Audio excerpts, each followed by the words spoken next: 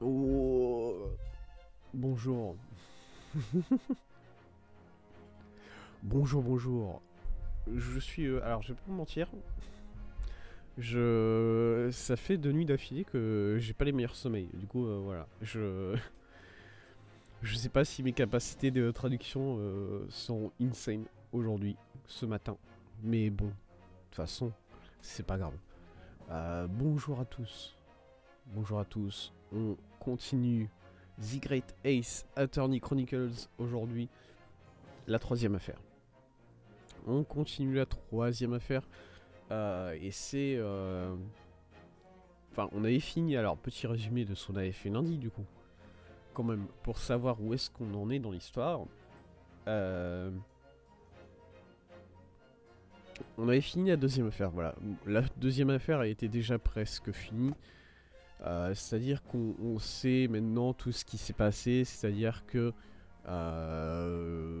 Kazuma était resté éveillé alors que mademoiselle Pavlova était en train de monter sur le bateau. Il s'était rendu compte que c'était mademoiselle Pavlova et après un coup de après un petit quiproquo en gros, mademoiselle Pavlova a pris peur qu'il révèle qui elle est. Et du coup, elle l'avait poussé, et voilà, elle l'avait poussé, il s'était cogné. Pardon. Il s'était cogné sur un coin du lit, il était mort. Et voilà, c'est comme ça que notre ami Kazuma est mort. C'est du coup à moitié un crime parce qu'elle l'a poussé, mais en même temps c'est un peu une erreur parce que bah, elle a pas trop compris ce qu'il allait faire et du coup enfin bon, c'est très tragique. C'est très tragique. Et du coup, bon, on avait résolu l'affaire avec Kazuma, mais ça ne devait pas s'arrêter là, évidemment. Parce que on était toujours en route pour la Grande-Bretagne. Alors, il y a l'inspecteur Osonaga qui était avec nous, il nous a dit vous inquiétez pas, franchement, à Hong Kong on descend et on rentre au Japon, voilà. Et vu que Susato était assez triste, parce que bon, elle voulait quand même aller en Angleterre, elle était assez hypée pour aller en Angleterre, Susato, et d'un seul coup elle ne pouvait plus. D'un seul coup, elle ne pouvait plus puisque pour le voyage scolaire, non, pour le voyage éducatif. Ouais, allez, pour le voyage éducatif en Angleterre, il faut forcément un avocat et une assistante. Alors, on avait une assistante, elle est toujours là, hein, c'est Soto, mais l'avocat qui était Kazuma, bon bah il est mort. Et du coup, le voyage ne peut pas avoir lieu. Sauf que Naruhodo a dit, franchement, on a un mois avant d'arriver en Angleterre, bah je vais me détruire au droit anglais. Voilà, je vais en un mois, je vais tout savoir sur le droit anglais. Si vous avez fait des études de droit, vous savez que ça marche pas comme ça. Mais écoutez, bon, voilà. C'est un peu comme moi qui dit, bah franchement, si jamais je vais à la Zidane, pendant un mois, je me détruis au training. C'est très bien que je vais pas gagner, mais écoutez, écoutez, c'est comme ça. Euh, Et du coup, Naruto avait décidé d'apprendre à fond le droit anglais dans le temps qui lui restait, dans le temps de trajet qui lui restait jusqu'en Angleterre, dans l'espoir de pouvoir prouver qu'il est un avocat. Et du coup, prendre la place de Kazuma et euh, et voilà quoi. Et continuer le voyage scolaire, mais avec Naruto à la place de Kazuma. Tout simplement. On est arrivé du coup en Angleterre et on a rencontré le chef. Alors, comment ça s'appelle? C'est le Chief Justice, en gros, c'est le juge en chef. Voilà, juge en chef de la Cour suprême britannique. Juge suprême qui nous a dit. Je me souviens plus exactement de son nom, le juge suprême. J'ai envie de dire le juge suprême Reinhardt, mais je suis pas sûr du tout. Et, euh, et le juge suprême qui nous avait dit bah y a pas de problème mes petits amis, vous allez vous allez défendre quelqu'un là, maintenant, tout de suite. Dans 20 minutes. Le procès commence dans 20 minutes. On a personne pour le défendre. Allez-y. Et si vous gagnez, bah c'est banque. Vous êtes des avocats en Grande-Bretagne maintenant. C'est parfait. Pareil, je suis pas sûr que niveau compétences pour être avocat, tout ça, c'est procédure, blablabla. Enfin bon, écoutez, c'est Ace Attorney. Au bout d'un moment, il faut s'attendre à des retournements de situation de la sorte. Et du coup, on était parti au tribunal qui s'appelle le Vieux Bailey. C'est un pub, hein. Je suis désolé, c'est un nom de pub. On est dans un pub là, actuellement. Ce que vous voyez en arrière-plan là, c'est un pub. Et du coup, on était chargé de défendre un monsieur McGilded. Je me souviens plus de son prénom, mais c'était McGilded, qui est en gros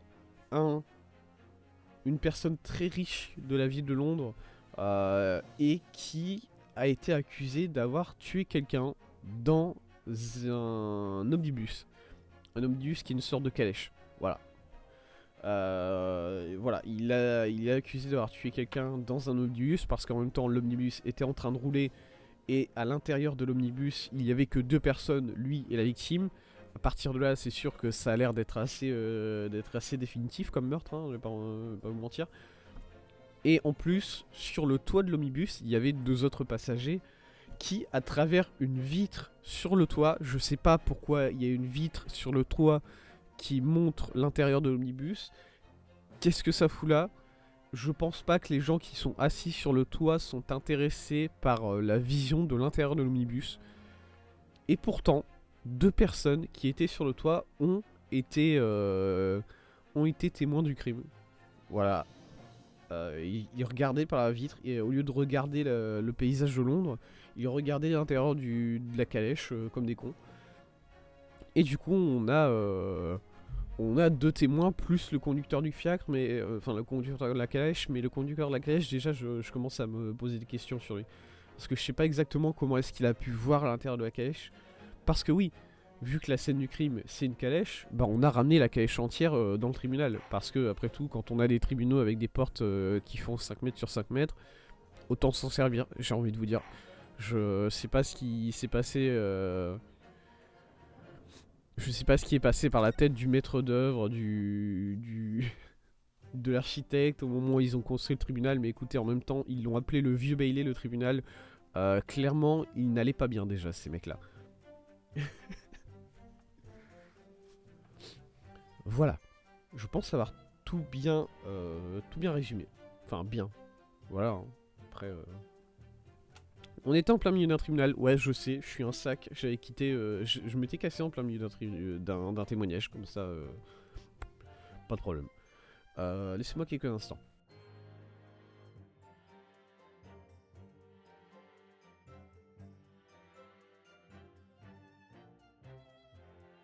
J'ai évidemment préparé mon thé.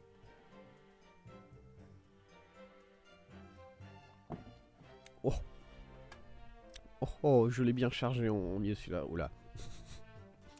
Aïe, ça va. Il me semble qu'on était... Alors, où est-ce qu'on est sur les... Non, il me semble qu'on n'était pas sur cette question-là, mais avant de... Enfin, sur cette phrase-là. Mais avant de... Bonjour. Oui, j'ai crié. Ouais, ça, je m'en souviens l'avoir interrogé. Est-ce que je peux voir les preuves rapidement? Parce que bon, il faut que je me remette tout en tête. J'ai le bandeau de... J'ai le bandeau de Kazuma. Je sais pas pourquoi j'ai pris ça, écoutez, c'est comme ça. Le rapport d'autopsie qui nous dit que la cause de la mort est un coup à l'abdomen, un coup de couteau à l'abdomen.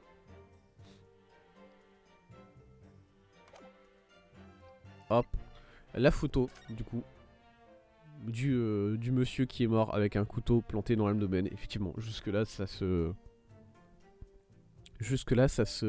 rejoint, effectivement. Encore une fois, bon, voilà, hein, le bouton qui manque à la veste, ça va être un élément crucial de ce procès, évidemment. Les gants de Monsieur McGilded. Laissez-moi les vérifier rapidement. Les gants de Monsieur McGilded, qu'on avait retrouvé maculé de sang, et l'explication que McGilded avait donnée est une très bonne explication. Il avait dit tout simplement, bah, enfin, moi j'ai vu une personne qui avait un couteau dans l'abdomen, j'ai essayé de l'aider, donc forcément j'ai touché sa plaie, quoi. C'est à partir de là, bon. Et apparemment il y a un M quelque part. Voilà, il y a un M quelque part sur ces gants qui identifie donc que ce sont des gants qui appartiennent à McGilded.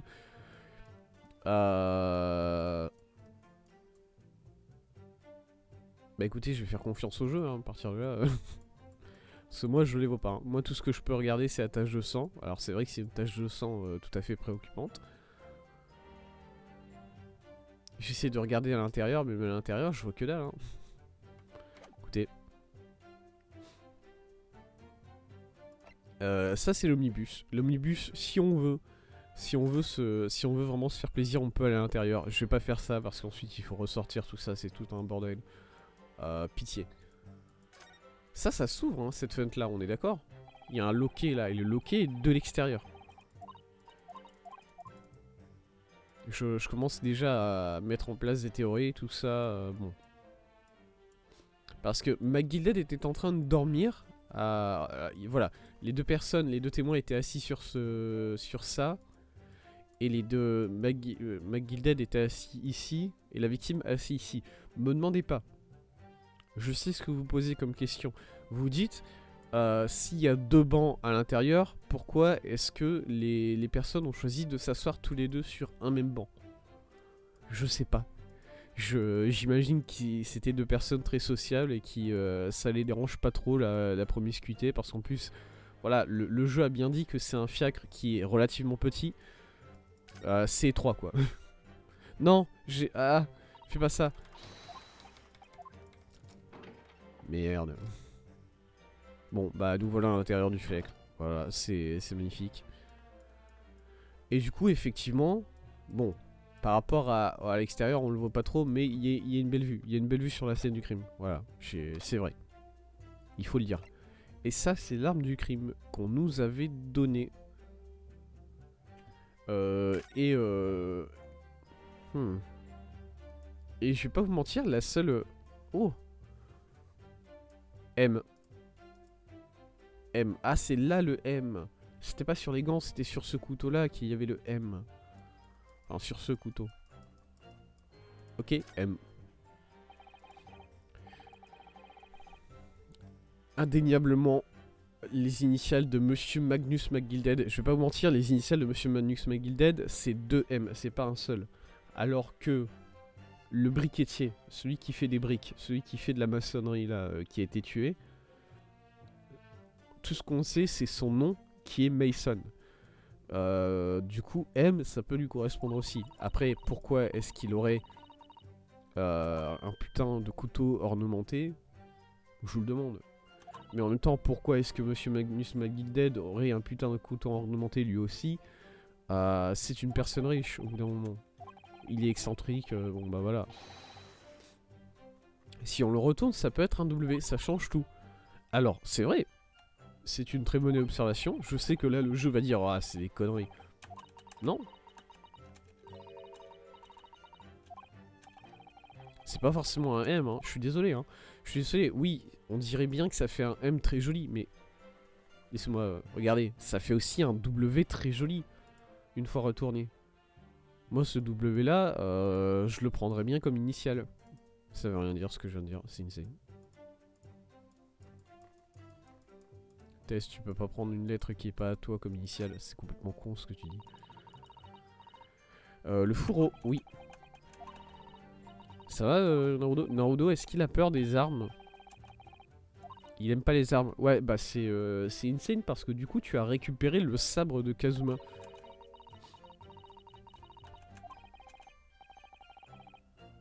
C'est l'âme de Kazuma. Ouais, c'est vrai. C'est pas une lame, c'est l'âme de Kazuma. Ouais. Ah, du coup, je me balade. Ok. Intéressant. Est-ce qu'il y a quelque chose de particulier au niveau de la tache de sang? Alors, oui. Oui, il y a quelque chose de particulier, on va revenir dessus tout à l'heure. Enfin, juste après. On va revenir dessus. C'est beaucoup de sang. Bah, pas tant que ça, je trouve.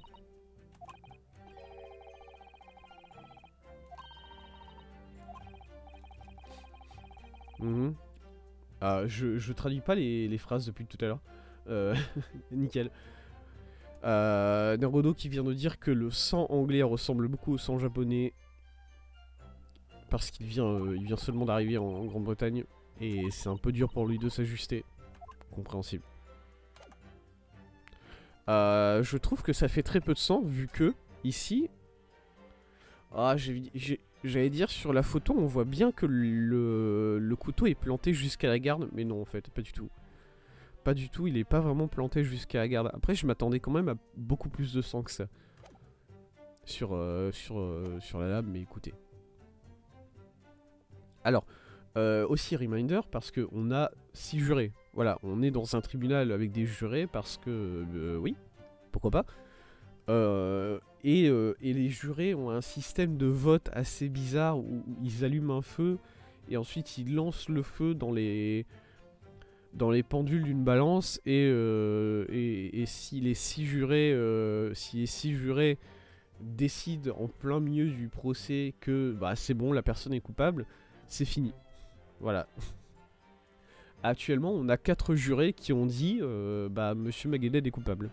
On est déjà à 4 sur 6, c'est pas mal. C'est beaucoup, c'est vrai que c'est beaucoup. Qui pas du tout... c'est bon, c'est pas comme ça que ça fonctionne un procès, hein, j'ai envie de vous dire, mais après...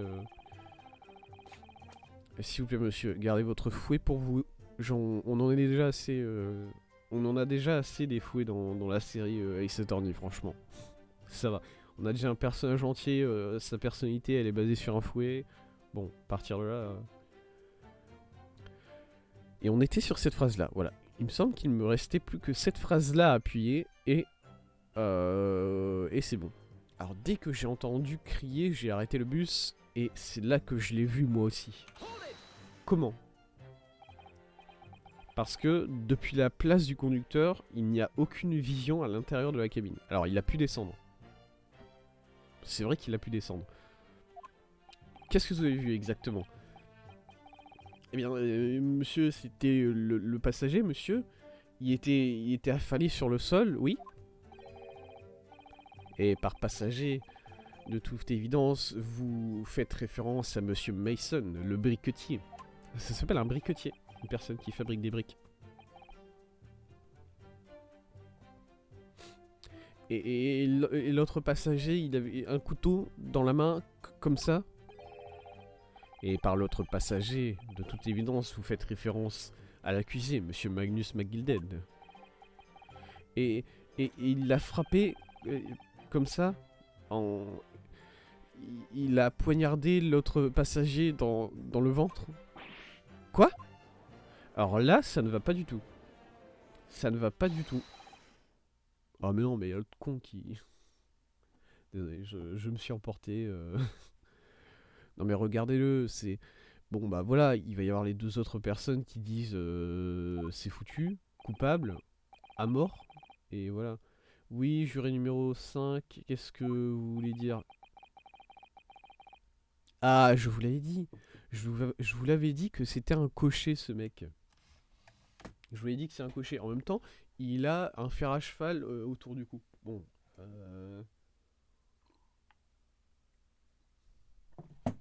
Il n'y a pas beaucoup de métiers où je vois un fer à cheval autour du cou. Hein. Surtout avec ses habits comme ça. Je sais pas, la cape et le... La cape comme ça et le haut de forme, je trouve que ça fait beaucoup cocher. En tant que représentant de la guilde des cochers, l'idée qu'un meurtre a pu être commis dans l'une des calèches de cette ville me répulse au plus haut point.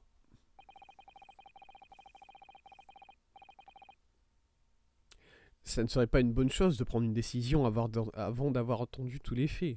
C'est ce que je me suis dit. Mais t'as pas entendu tous les faits, hein, par contre, on a entendu un témoignage. Vous êtes au courant que ça marche pas comme ça, les procès, normalement. Mais j'en ai assez entendu. Le cheval est prêt à partir, comme on le dit. Quoi? Non mais, s'il vous plaît, essayez de rester un peu ouvert d'esprit.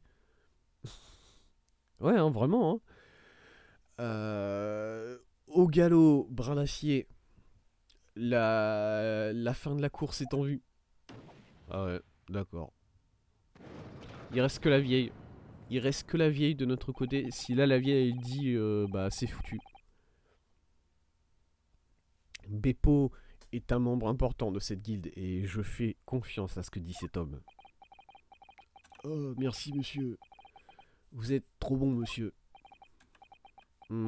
Ça c'est très gentil monsieur. Merci. Ce qui veut dire que maintenant 5 jurés sont d'accord pour condamner cet homme. Ouais, hein, par contre, les 5 jurés, ils sont absolument foutus en l'air, hein, dans leur cerveau. Bon, je suis désolé de vous le dire ça comme ça, mais... C'est-à-dire que par contre, je vais mal préciser.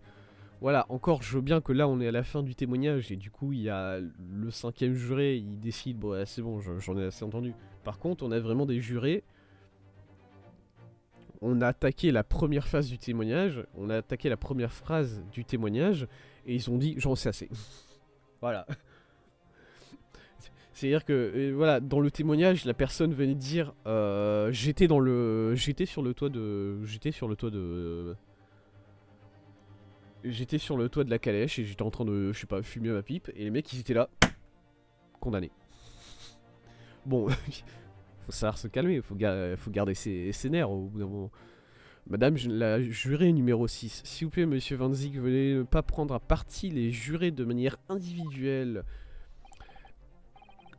Oui mon cher, qu'est-ce que je peux faire pour vous? Mais ne dites pas ça aussi, vous faites exprès. Hein. Vous avez entendu les témoignages des témoins qui sont à la barre. Oh oui, je les ai certainement entendus. J'ai encore toute mon ouïe, vous savez.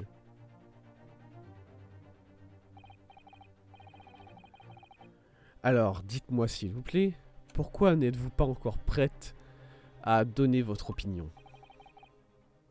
La grand-mère. Eh bien, mon cher, le fait est que je suis quelqu'un qui a l'habitude de la routine, vous savez. Je vais toujours au parc à la même heure chaque jour, et je m'assieds toujours sur le même banc, et je fais de la couture.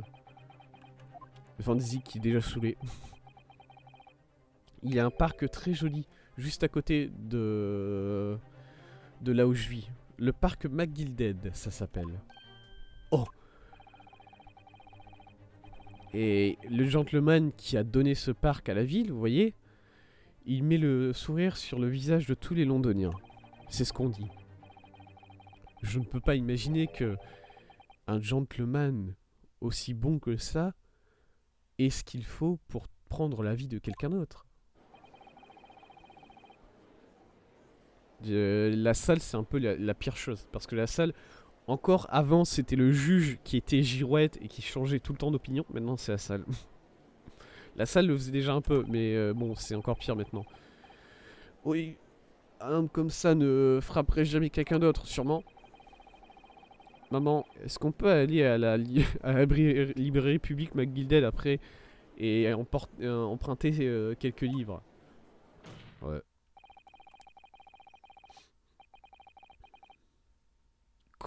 Combien d'habitants de Londres vivent avec leur tête dans les nuages? Est-ce que vous ne savez pas quel genre d'homme Magnus McGilded est vrai et réellement? Quel genre d'homme il est? Pardon? Ouais, mais c'est un riche, du coup forcément c'est un fils de pute. Désolé. Désolé Jeff Bezos, s'il te plaît, fais pas ça, arrête. Arrête. Non, j'en ai besoin.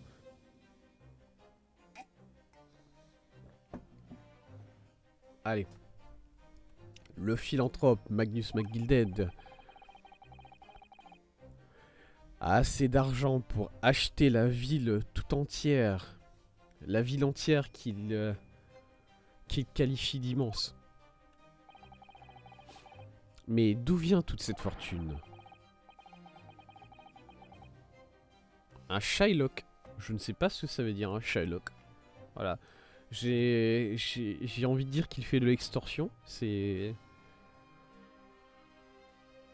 Parce que je sais pas, je vois Shy, je vois Lock. Non. Shylock. Un timide? Ouais, je pense pas que c'est ça, hein. Ouais, je pense pas que la traduction de Shylock c'est timide, hein. Merci, merci à toi, Google Trad, mais encore une fois, t'as pas fait ton taf, hein. Ah, c'est un personnage de Shakespeare, Shylock. Oui, mais enfin, je me doute que c'est pas le marchand de Venise. Usurier, voilà, c'est un usurier. Enfin, c'est un extorsionniste, je pense, parce que usurier, bon, c'est juste quelqu'un qui, c'est juste un, quelqu'un qui, ouais, ok. Votre client est un extorsionniste, monsieur, et un qui a une âme des plus noires. Quoi? Peut-être, hein. Je... Lapider. Attendez, cette dame, elle vient de demander à ce qu'on lapide les oiseaux. Pourquoi?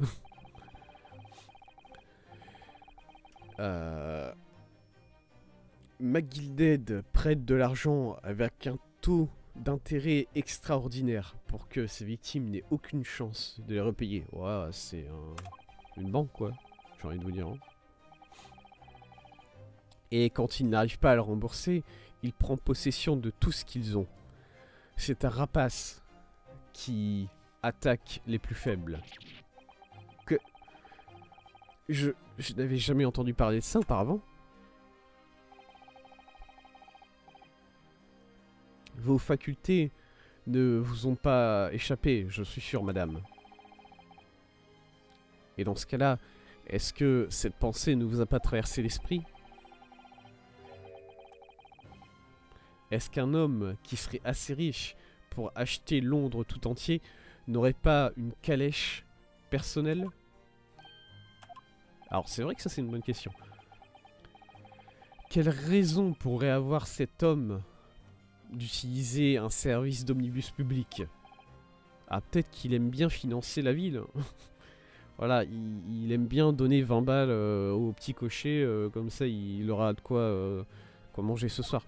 La dame elle est en sueur, Vous ne dites pas que la victime, un pauvre briquetier qui n'avait presque rien à son nom, à part une sécurité financière particulière.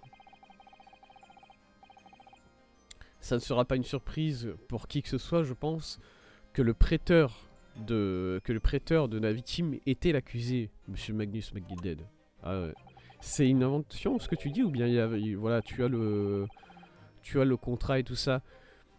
Et il faut savoir aussi que le même jour de la mort de Monsieur Mason était le jour de la dernière échéance pour repayer ses dettes. Ah, il y a un voilà, il y a un contrat de dette, tout ça, c'est ok. Le briquetier avait tout perdu. Il avait perdu sa maison. Il n'avait pas un seul shilling à son nom pour repayer ses dettes. Et à la fin, la pauvre âme qui lui avait déjà tout volé a pris la dernière chose qui lui restait encore, sa vie. Ok. Mais pourquoi il aurait fait ça? Par le philanthrope, enfin le prétendant philanthrope sans merci, Magnus McGilded. Ouais, mais pourquoi il aurait fait ça? Je veux dire, je peux comprendre les usuriers. Non, je veux bien que, voilà, McGilded, c'est un usurier qui met tout le monde sur la paille, et c'est comme ça qu'il s'est fait autant d'argent. Mais, pourquoi est-ce qu'il l'aurait tué? Dire à mon avis, de toute façon le briquetier apparemment il avait plus rien à son nom, il avait plus de maison, il avait plus que dalle. Il lui restait quoi, un mois avant que... Enfin je sais pas, bon. Il y a aucune raison pour lui de le tuer. À l'instant, ouais, Susato, vas-y. Si je pouvais ajouter quelque chose brièvement. Mademoiselle Susato. Vous dites que la victime avait prêté de l'argent, s'était fait prêter de l'argent par Monsieur McGilded. Mais où sont les preuves pour supporter cela? Ah, t'as un contrat? Ouais, moi je... Bon. Excusez-moi, vous êtes en plein travail, monsieur. Est-ce que vous pouvez ne pas boire du vin comme ça? Est-ce que c'est du vin? J'espère que c'est du vin pour vous. S'il vous plaît,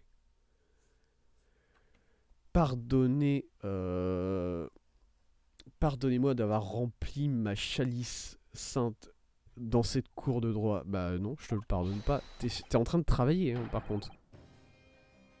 Ah, là voilà, la chalice sainte. Est-ce qu'on dit chalice ou calice? Moi j'ai toujours dit chalice.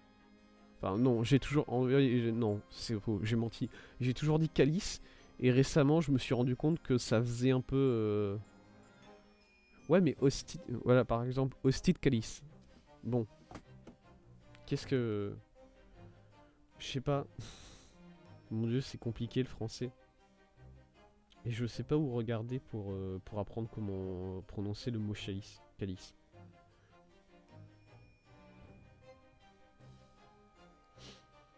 Ah oui, une chalice, c'est un gobelet. Mon dieu, je vous jure par contre... Calice, bah oui, voilà. Il n'y a pas de...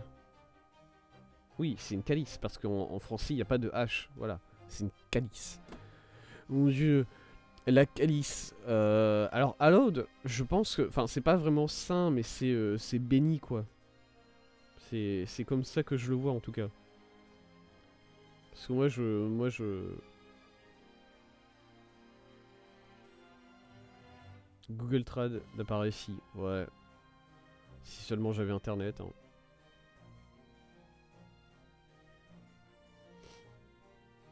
Google Trad apparaît ici. Bon. On va dire que c'est la calice bénie du Lord Van Zik. Comment est-ce que ça peut être considéré comme acceptable? Rinosuke, je dois te rappeler qu'il y a environ 3 semaines, je crois, Kazuma a coupé les cheveux du procureur en face de lui, dans le tribunal. Ça non plus, c'était pas acceptable.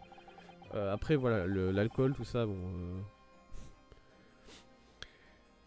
Mais...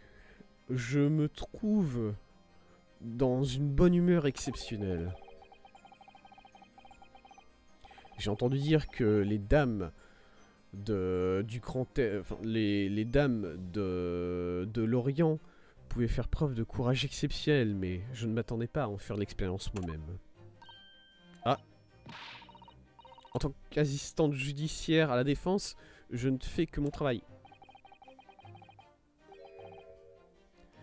Quel dommage que votre démonstration de courage soit en vain. Voici le livre de dette qui détaille tout l'argent qui avait été prêté par l'accusé.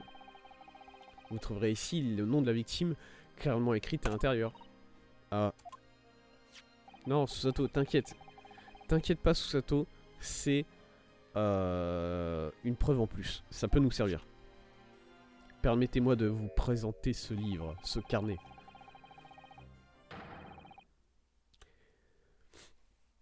Et s'il vous plaît, veuillez me pardonner de porter un toast avec ma calice à l'Est énigmatique. Alors par contre, calmez-vous, monsieur. Un très bon toast porté et conseillé. J'accepterai cela comme nouvelle preuve. Un très bon toast, vous êtes sûr, hein, par contre. Catalogue des personnes qui ont emprunté de l'argent de l'accusé avec un haut taux d'intérêt. Cela inclut la victime qui devait 20 guinées. Ok. Effectivement, 20 guinées. La victime lui devait une somme considérable.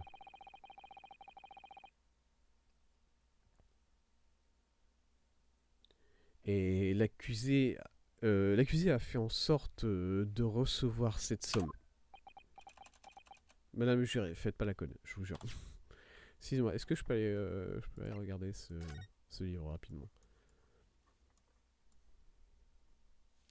Si vous savez, ce qui serait intéressant, ça serait de trouver une initiale dans ce livre qui n'est pas la même initiale que sur le couteau. Ça serait insane, non? Vous trouvez pas? Ce portfolio doit contenir toutes sortes de secrets sur les gentlemen de Londres. Oh mon dieu, est-ce que vous pensez vraiment qu'on a le droit de regarder à l'intérieur? Bah, c'est une preuve, hein, à partir de là. Ah, c'est pas comme si on connaissait aucune personnalité de Londres, n'est-ce pas? À part notre grand ami détective, peut-être. Mais oui, vous parlez d'Hercule Poirot. En réalité, je me demande... Je vous assure que vous ne trouverez pas le nom de Monsieur Poirot à l'intérieur de ce livre. Ouais, je préfère vérifier. Hein. Je préfère vérifier par moi-même. J'ai pas l'impression de voir quoi que... Alors, je vois pas de... Voilà, je vois pas de symbole, d'initiale, de quoi que ce soit.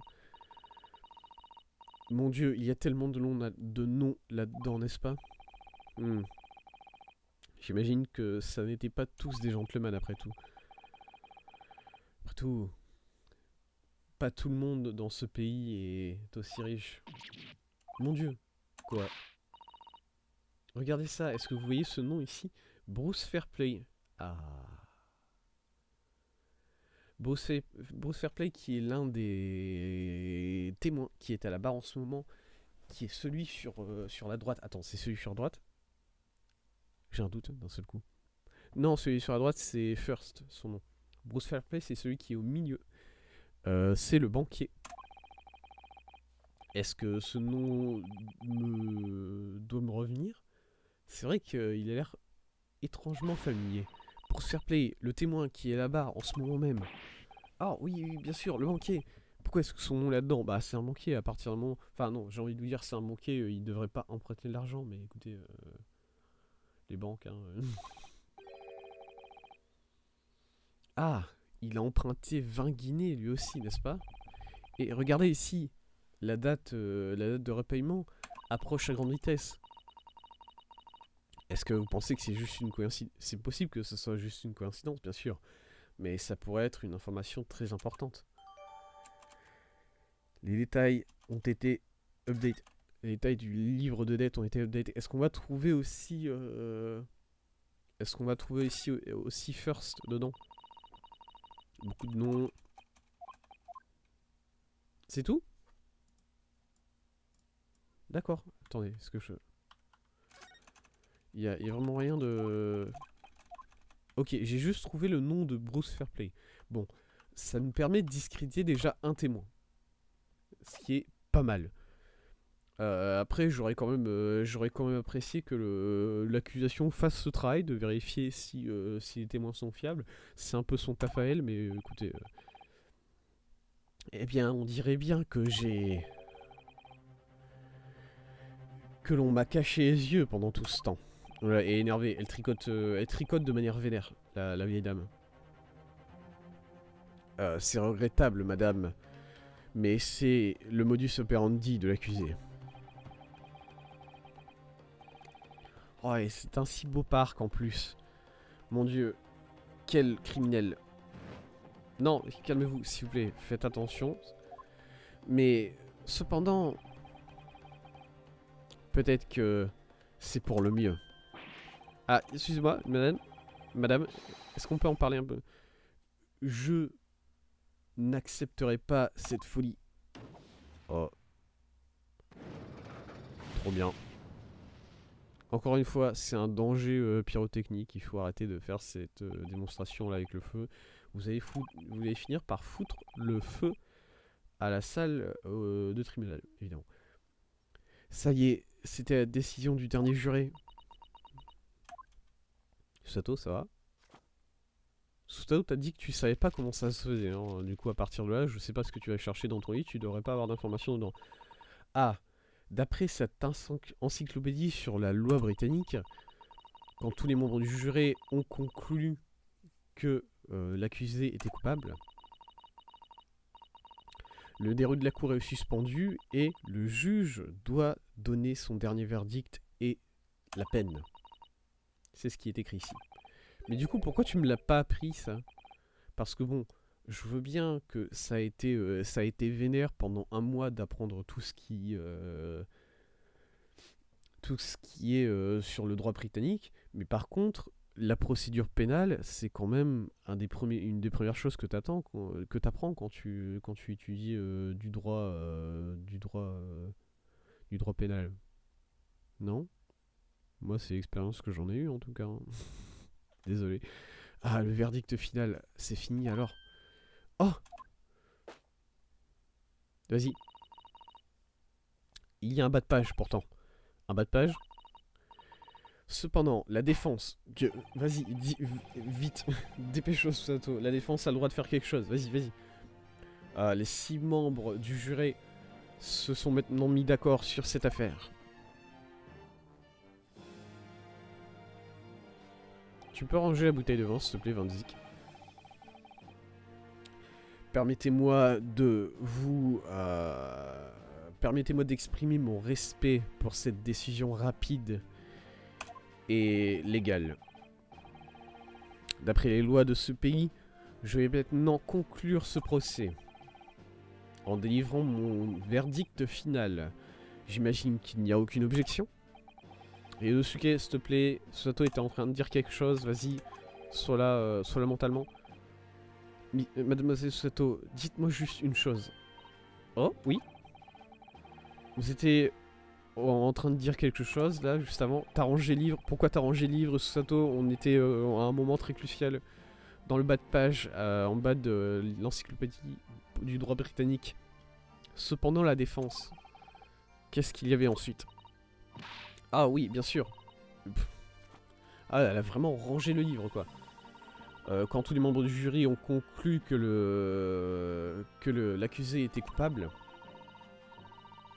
le déroulé de la cour est suspendu et le juge qui préside doit délivrer son verdict final et la peine. Et le bas de page, cependant, la défense a le droit de demander un examen sommaire. A summation examination. Je sais pas ce que ça veut dire. Je veux dire que là, j'ai envie de traduire ça par examen sommaire parce que ça ressemble plus ou moins. Ouais, je galère à taper.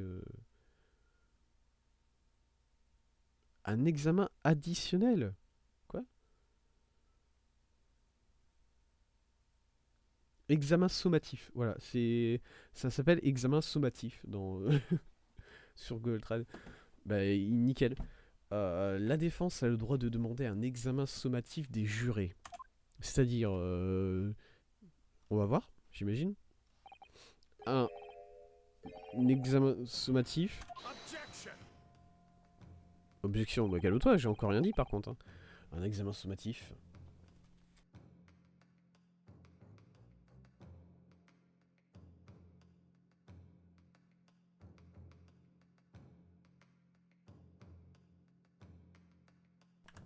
Van Zik, t'étais pas... de quel siècle nous parviennent ces tomes que vous avez résurrectés? Quoi? C'est un vieux... C'est de la vieille loi? D'après la couverture, je dirais que ce livre a environ 50 ans.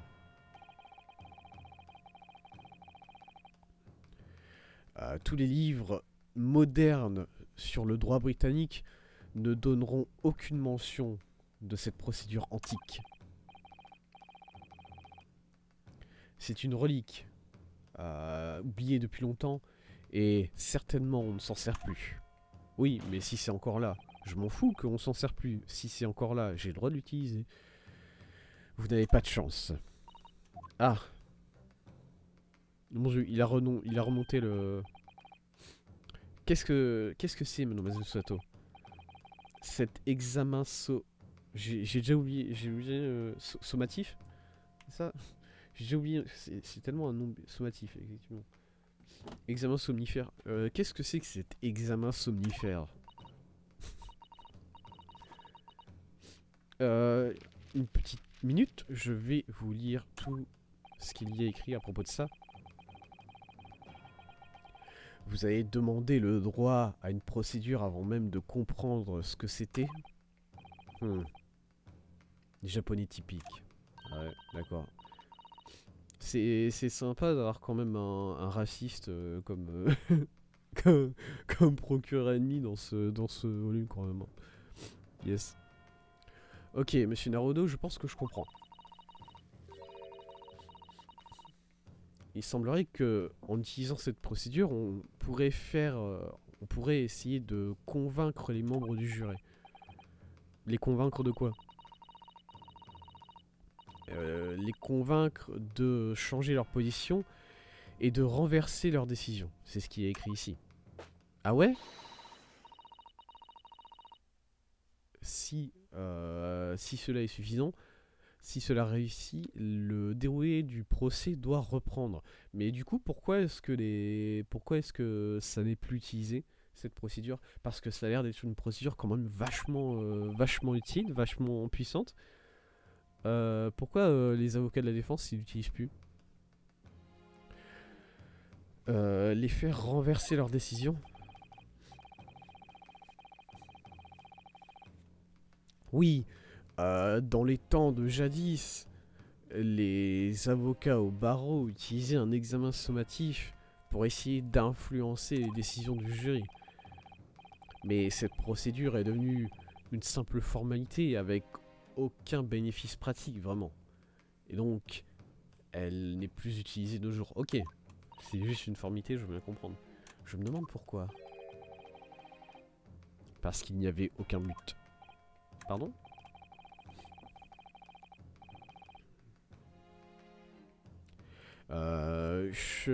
Faire changer de position un seul membre du jury, c'était déjà suffisamment difficile. Alors plusieurs. Aucun avocat de la défense au barreau n'utiliserait ce droit aujourd'hui. Ouais, bah let's go. Hein. Moi je suis pas un avocat de la défense, hein, vous savez. Je suis pas encore en tout cas. Et je ne vois aucune mention que cette procédure a été révoquée formellement. Qu'est-ce que vous suggérez? Je suggère que, même si c'est une procédure antique et oubliée depuis longtemps, elle n'est pas éteinte. Voilà. Qu'est-ce que vous en pensez, monsieur Naruto? Bah, c'est soit je retourne au Japon maintenant, soit on fait ça, du coup, à partir de là. C'est un non-choix, hein. Un examen somatique. Notre dernière option possible. Est-ce que nous admettons la défaite ou nous continuons et nous utilisons ce droit? On va utiliser ça. Let's go. Let's fucking go. Je sais pas exactement comment je vais faire ça, mais écoutez.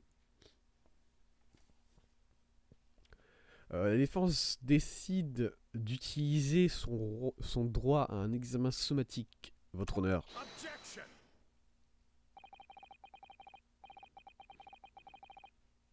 Londres est la capitale de la nation la plus puissante sur cette terre. Nous avons un devoir de montrer la justice, la procédure de justice la plus performante au monde.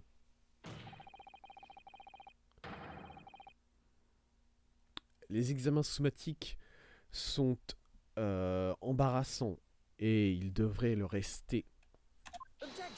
Bah je m'en fous hein, moi après, moi, vous savez je suis pas anglais hein, à partir de là. Mais si c'est notre droit, c'est notre droit. Je pense que ça pourrait être vital dans cette affaire. La pétition de la défense est parfaitement valide. La cour va maintenant procéder à un examen sommatif. C'est de la folie.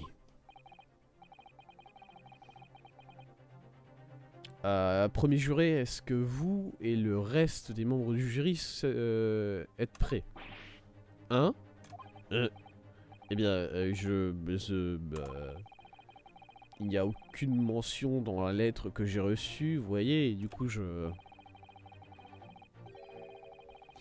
tous les membres du jury devront expliquer sur quelle base Ils ont atteint leur décision. Ah ouais? Tu peux faire ça vraiment? Tu peux juste prendre chaque juré un à un et leur demander bon bah qu'est-ce que... Pourquoi t'as fait ça? Ça me paraît pas... ça me paraît pas bien hein, comme procédure. En même temps c'est utile pour la défense, mais en même temps je suis content qu'elle existe plus cette procédure hein, parce que ça devrait pas avoir lieu ce genre de choses là. Sur quelle base? Vous devez justifier de votre décision et expliquer pourquoi vous pensez que l'accusé est coupable. Eh bien, votre honneur, c'est assez dérangeant. Ouais, hein. Franchement, ouais. Hein. C'est plutôt irrégulier. Il n'y avait aucune mention faite de cela auparavant. Je ne comprends pas vraiment pourquoi je dois justifier comme ça. Elles s'en bat les couilles. On dirait que ça semble déranger les jurés. On dirait que aucun d'entre eux n'en a fait l'expérience auparavant. Bah moi non plus, à partir de là. Ok, c'est parti, examen sommatif. Une procédure de la défense que aucun avocat n'a essayé depuis des années, c'est ça? Eh bien, juste peut-être. Ça serait l'opportunité qu'il nous faut pour renverser ce procès. Let's go.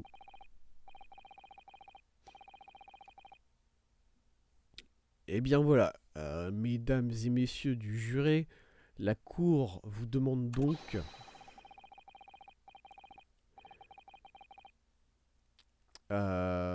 d'expliquer les raisons pour lesquelles vous pensez que l'accusé Magnus McGilded est coupable de ce crime.